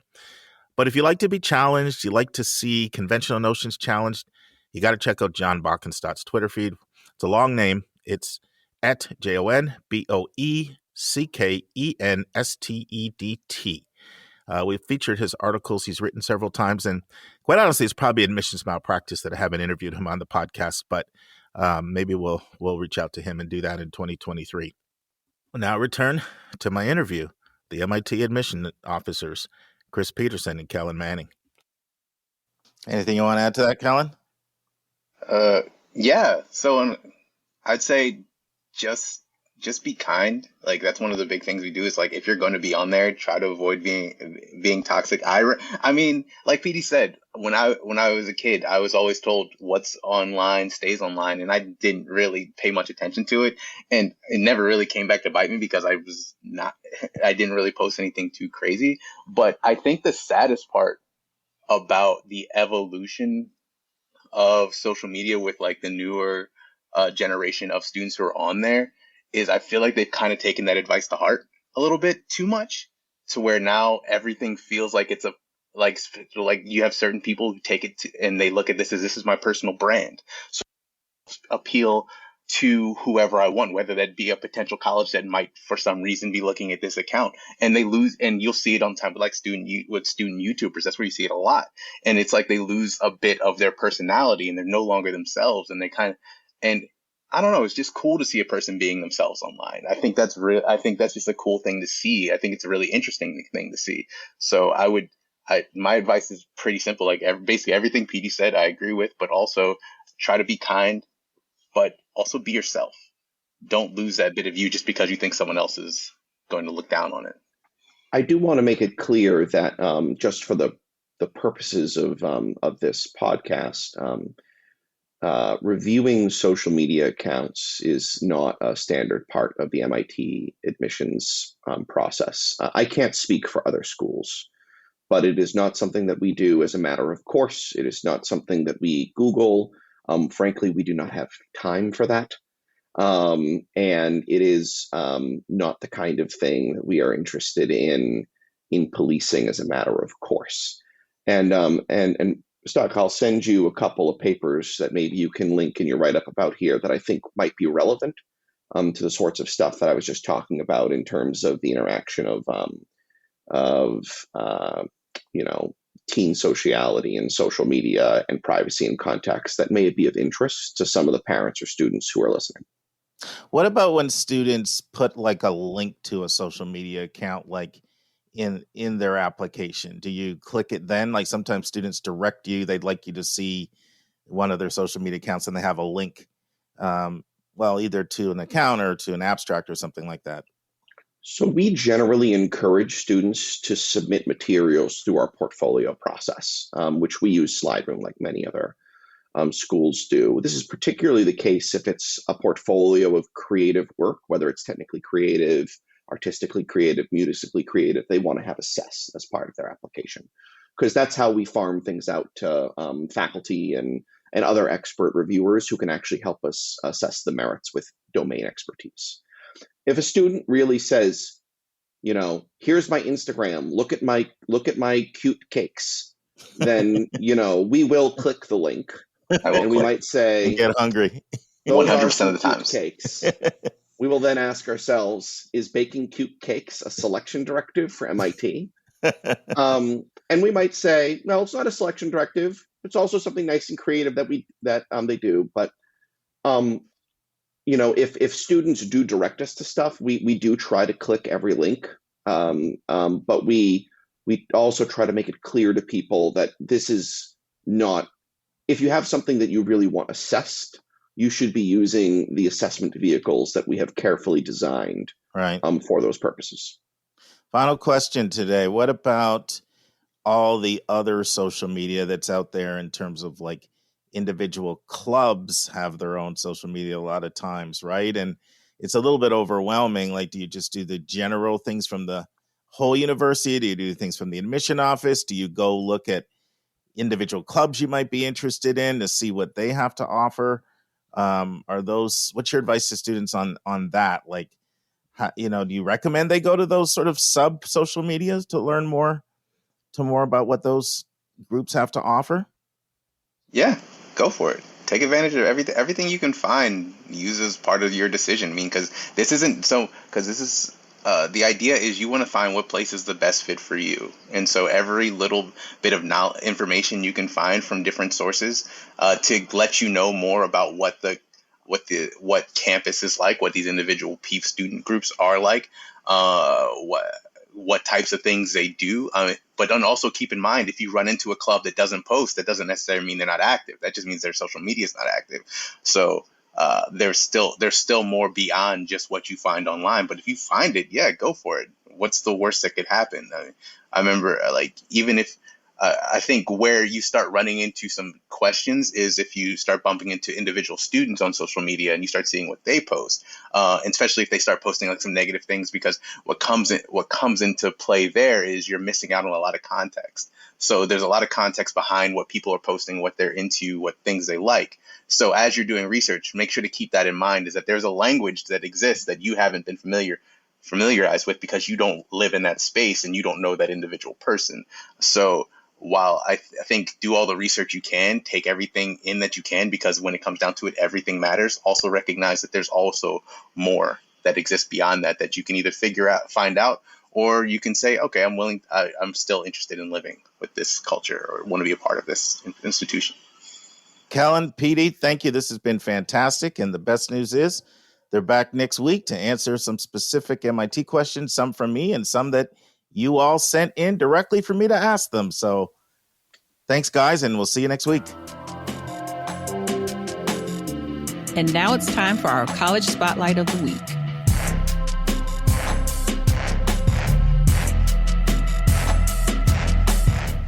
Lisa, Franklin and Marshall's up this week. You ready?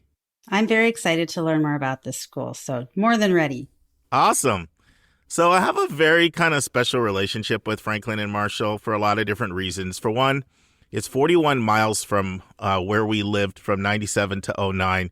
So I've been on this campus a lot of times. I've worked with a lot of students, and I even know two of their professors, both of whom have been there over 25 years. And when I was doing college counseling at Westtown, F&M would take 15 kids a year from us out of a class of 100, and normally about two or three they would get about 2 or 3. So it's a school I know really well, and we haven't done spotlights that I can think of back to back where there was so much similarities between Wooster and F&M.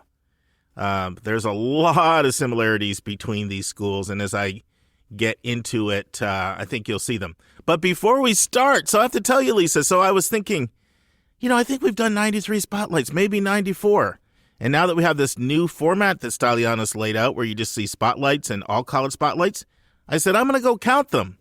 Do you know this is number 104? I was 10 off. Wow. I missed the big 100 celebration. Oh, well, we'll have to do 105 celebration or something. Now we have plan it out. Something. But for all of you out there, you're involved in your PTSA, PTA, introduce the spotlights to your college counselor. It can be a really good tool to help other students that are trying to learn about schools. And that's kind of one of the visions behind it. Once we start getting, I was thinking 200-300, but we can start now under our belt. This can be a great tool for college counselors to use with their students. So spread the word, everybody. Spread the word. All right, so let me jump right in. So Franklin and Marshall was not always Franklin and Marshall. It was originally Franklin College. And this school is just steeped and replete with history. So it was chartered in June 6, 1787 in Lancaster, Pennsylvania, on the site of what was formerly a brewery. And it was named after, guess who? Ben Franklin. Why was it named after Ben Franklin? He donated 200 pounds to the new institution. So, you give 200 pounds a lot back then in 1787. I know. He just he's got his name on a building right there, right? Yeah.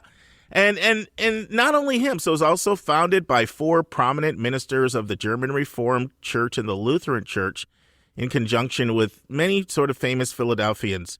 And it was established as a German college, and the first trustees included 5 different signers of the Declaration of Independence. Remember, this is Pennsylvania. This is the home of all that, right? And you're not that far away. 2 members of the Constitutional Convention and 7 officers of the Revolutionary War. So nobility was all involved in starting this school. And the first classes started in 1787, and instruction was both in English and German, making it the first bilingual college ever in the U.S. So it's got a lot of firsts. Another thing is Franklin was the first college in the United States ever to accept female students. Because once again, 1787, there's not that many schools around. Mm-hmm. However, the co-ed policy was abandoned shortly after, and it was not revived for, get this, another 182 years. So it didn't become really officially co-ed until 1969. And starting out 1789, Franklin College right from the start sort of had some financial challenges. It went into debt because the annual tuition of £4 was just not enough to cover the operating costs. So enrollment really dwindled literally down to just a few students at first. And eventually the college was really nothing more than just an annual meeting of the Board of Trustees. And in order to keep the ailing school afloat, they established an academy, which was like a high school that fed into the college so they could have a constant stream of students feeding into it. And the academy was established 20 years later in 1807. And really for the next 3 years, the only reason the school even really survived was Franklin Academy provided enough students that it was able to kind of limp along. And instructors, they didn't make enough money to get paid, so they had to supplement their income with private tutoring.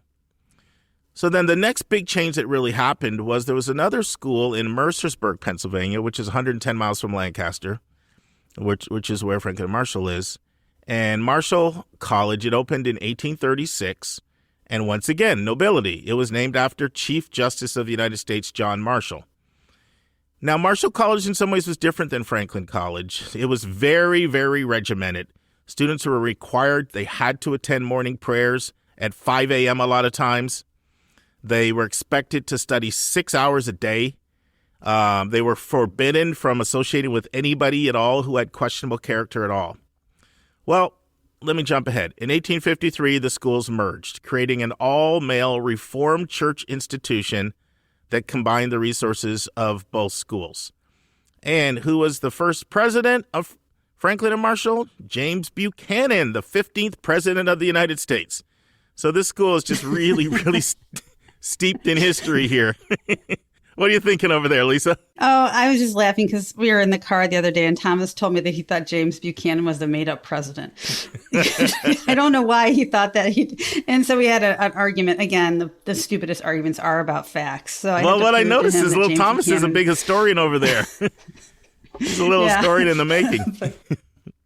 Yeah, we're not, Sure. So even with the merger, the school still continued to kind of really limp along. It did not have much endowment at all. But right from the start, they were committed to excellence. And one of the quotes that came out from the second president, Emanuel Vogel Gerhardt, said the following: "No second or no third-rate school will do," Nevin said. "We must either have no college at all or have one that is worthy of the name," because he named after all these nobility, right? So what happened was the citizens of Lancaster, they gathered together, they came up with 25,000 pounds, and they helped the school initially.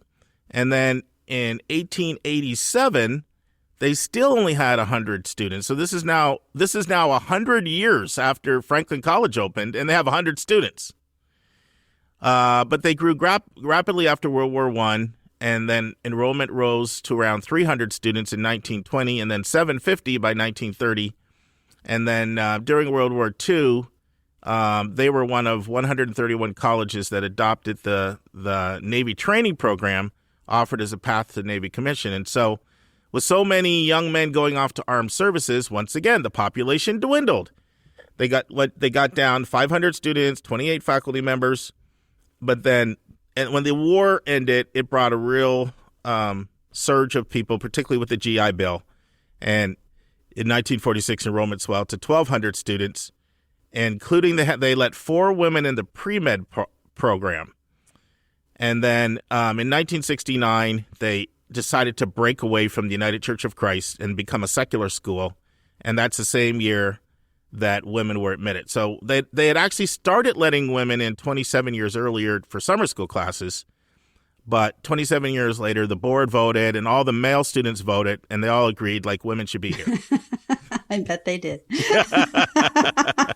Well, it's an interesting time in the history of the country then, because so many schools were single gender, right? Like all the Ivies were single gender. They all kind of went co-ed from the late 60s to the early 80s. And most of the women would go to schools like the Seven Sisters and other schools, other women's colleges. So it just was much more of a keep the gender separate mindset pre-60s. Not everywhere, but compared to now. So let's talk about Lancaster, because you can't really understand Franklin and Marshall without understanding a little bit about Lancaster. So Lancaster is a very unique place. Like one of the differences with this and Worcester is the metro area of Lancaster has 507,000 people, making it the 97th biggest metro area in the country. The city itself is 58,000, and it's known for a few things. First of all, the Amish population. I mean, living in that area, I just had to go, 20 miles away, and I could see Amish men and women and kids dressed in black, riding their buggies, and that's just part of the culture. This is Amish country here.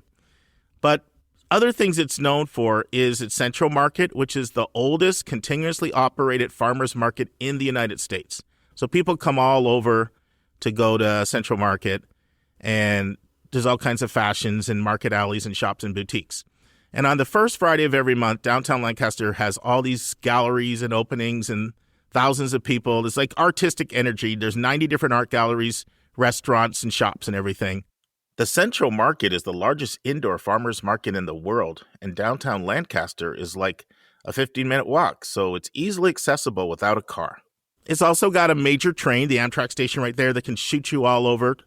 And just to get a sense of where this is geographically, so it's 34 miles from Harrisburg. It's 70 miles west of Philly, 55 miles northeast of Baltimore, 87 miles northeast of D.C. So just to kind of get a sense geographically of where it is. All right, we've talked a little bit about the history, a little bit about Lancaster. Now let's dive into F&M. And that's basically what everybody calls it. Like, nobody really calls it Franklin and Marshall. It's just F&M. The school has a very unique blend of pre-professional studies with the humanities and social sciences.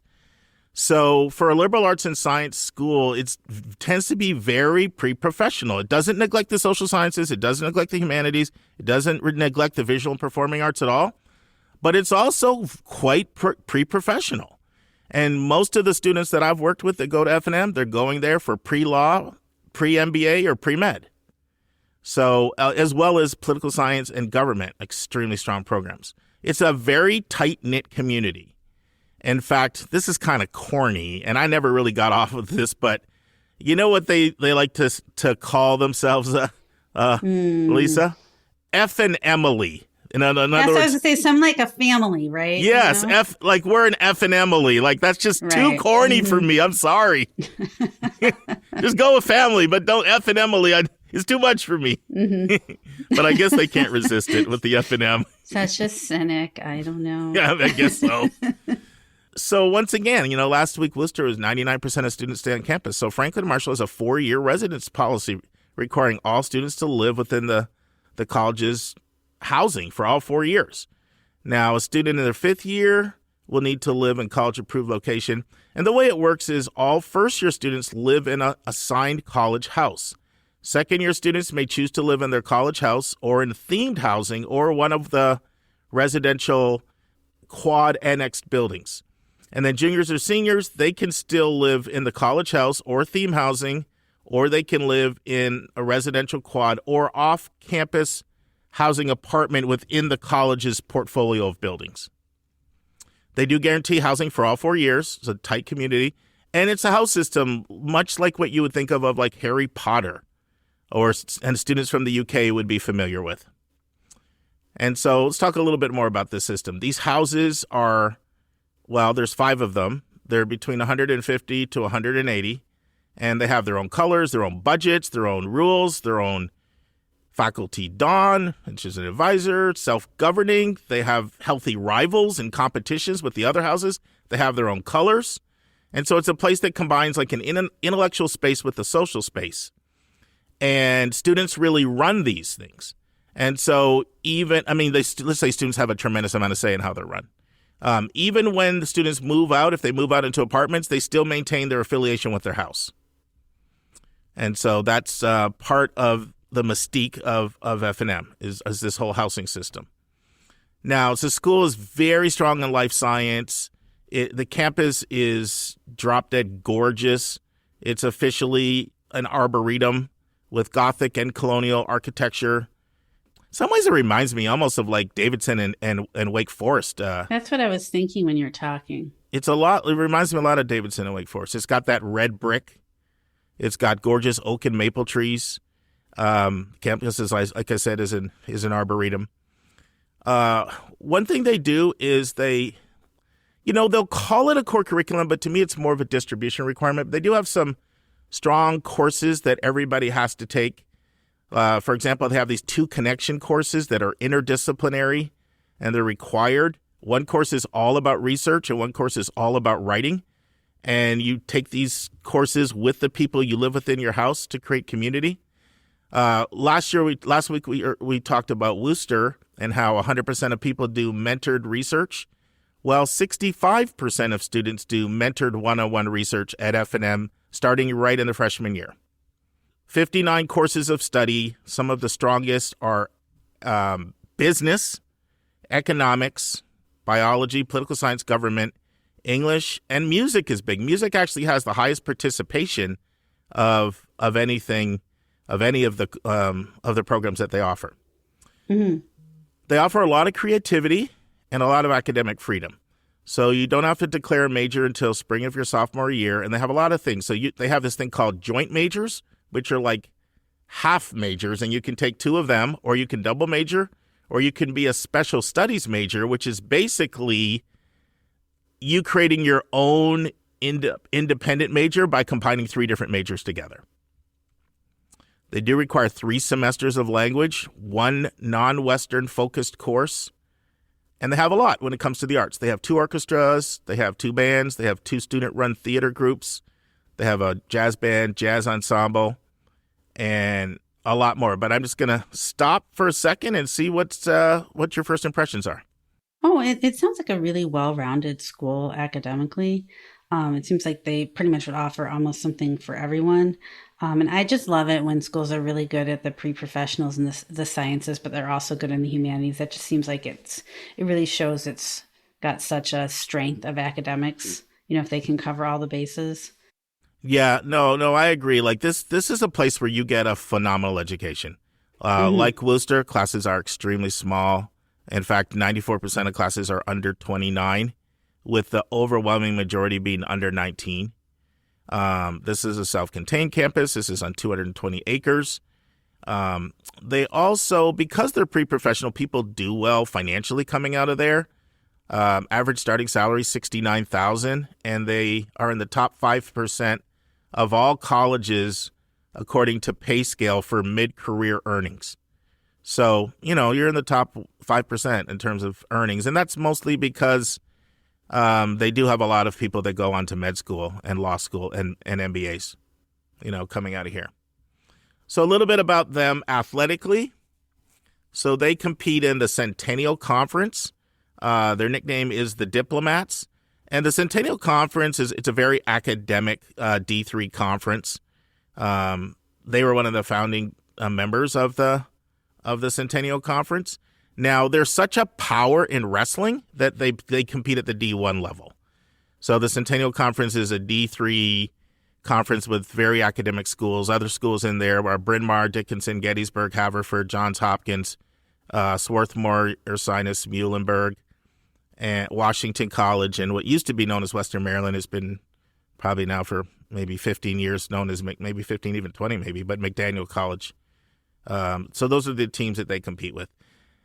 They've been successful, too. Like, they've been very successful in basketball. One of the students I sent there was a basketball player. He was very, very good, and he never got any time because their team was so good. In fact, he chose not to play his last year because he's like, I'm just riding the bench. But they've had a lot of success in a lot of sports besides basketball.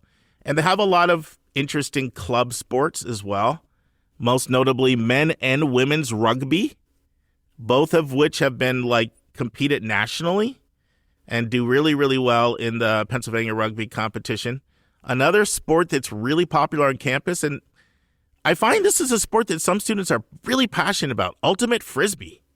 I work with some students, they're like, I want ultimate frisbee. It's a huge plus if my school has ultimate frisbee. And 28% of their students participate in ultimate frisbee, both men and women's teams. Also, as a club sport, they also have water polo. They had it and they took it away, and then the students just went ballistic and petitioned and they brought it back. That's it. You've gone too far. Yeah, exactly. Exactly. Let me actually transition and talk about their admissions process. Besides the basic quantitative stuff like transcript, class rank, test scores if submitted, other things, they really, really look a lot at your organizations you've been involved in, your activities, because 4 out of 5 students are actively involved in some way in the school. So they do put a pretty big emphasis on what have you done in high school. Your essay, the personal statement counts a lot, but they do not have any college-specific essay or custom question. And like most private schools, with an acceptance rate in the 35 to 40% range, they are really big demonstrated interest school. They've been that way for over 20 years, and there's huge advantage to early decision. Applicants who apply ED were admitted about 7 out of every 10 times last year. They do, like Worcester, they have interviews that are not required but strongly recommended, and they do put a big emphasis on letters of recommendation. There's going to be one required, and you can submit 2 others, and you can submit up to 5 other recommended. By the way, when they say up to 5, that you really should not submit 5 unless you have 5 extraordinary ones that are different that bring in another side of you. Like once you get past 2, boy, somebody else better be saying something really unique about you, because after a while they start no one's going to want to read all that. Yeah, and unless it's really, really distinctive, right? Like they allow for it, but just be sensitive to their time. So they encourage talent samples. They're really big on that as well. Singing, instrument, performing arts, all that. They're on both the Common App and the Coalition. They have both Early Decision 1, Early Decision 2. I'm going to talk more about that in a second. And I said they're a big music school. They have an early music notification for people that submit, their musical talent, which is very unique. Yeah, most times you have to wait till April for that. Yeah, yep. And then they have, we've talked about this before, but before Wooster and before Whitman, they were doing early financial aid estimates 15, maybe 17 years ago, but they did it for ED. Just if you applied ED and you needed to know your money, they'll give you an accurate, full-blown assessment after looking at your tax returns. They've done that at least since 2005 or 6. They're the first school I knew that actually did that. Friends, this concludes the end of part 1. We hope you will join us on episode 218 for the final part of the F&M Spotlight. Next week in the news, Attacking Legacy and Early Decision Admissions. Another great article by Scott Jaschik, Inside Higher Ed. Our question from a listener is, it's the season for 8th graders to choose their first high school classes. Any insights into best practices in this process? And Mark is going to be talking with Lisa about that great question. Our interview is with Chris Peterson and Kellen Manning, 2 MIT admission officers, on Understanding MIT. That is part 1 of 2. And our college spotlight is the final part 2 of 2, of Franklin and Marshall College in Lancaster, Pennsylvania.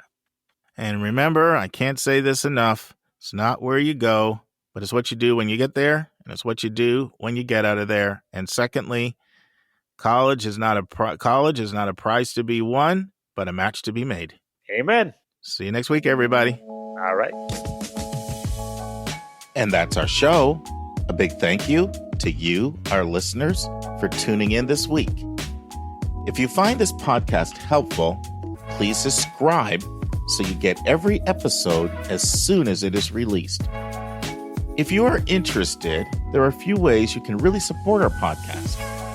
You can click the share button and send it to your friends and acquaintances. You can help us pay our staff and our expenses by donating on our website. You can write a review for us on your favorite podcast listening app. I am the producer of the Your College Bound Kid podcast. We have a fantastic team of 9 people. Shout out to our co-host, Dr. David Williams and Dr. Lisa Ruff. Our sound engineer, who fixes all of our many errors, is Nemanja Motvich. The amazing music you hear is from Victor Allen Weeks. Marketing designs are from Kimberly Blass. Our image editor is Talha Khan. Joy Stucker does our website episode updates. And our webmaster is Dalianas Dimitri. If you want to have a college coaching session with me, just text me at 404-664-4340. If you have a question you want to ask, or a college you want Lisa or me to do a spotlight on, or if you have a recommended resource or an article you think we should share, just send it to questions@yourcollegeboundkid.com. By the way, check out our website where you'll find lots of content that is not on any podcast app. Our website is yourcollegeboundkid.com. We think of you as our listening family, and we look forward to meeting again with you, our family, next week.